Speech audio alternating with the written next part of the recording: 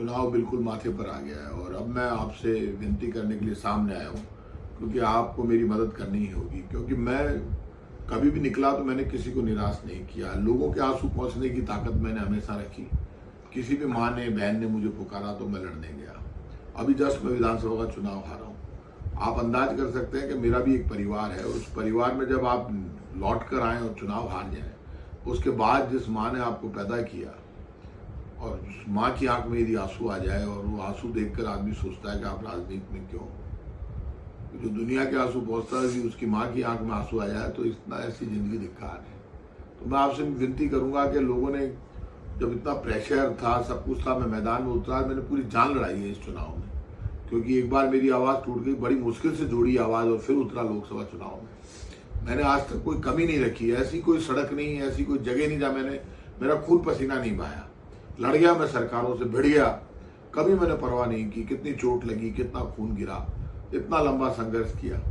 आज मैं फिर मैदान में हूँ और मैं जब बीजेपी वाले मेरे ऊपर ऐसे ऐसे आरोप लगाते तो झूठ की पराकाष्ठा रिकॉर्ड तोड़ दिए। एक हारा हुआ विधायक जिसके पास ना सरकार है, ना और कुछ है, ना साधन है, ना बंगला है, ना गाड़ी, ये सब चले गए।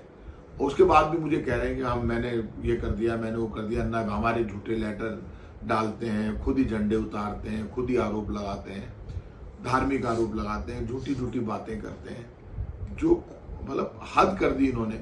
अब मैं आपसे विनती करूंगा कि ये मेरी आवाज़, हमने मन से मैंने चुनाव लड़ा, पूरी आवाज़ को खोलकर मैंने कहा कैसे भी जितना भी मैं लड़ सकता हूँ, लेकिन अब मुझे आपकी ज़रूरत है।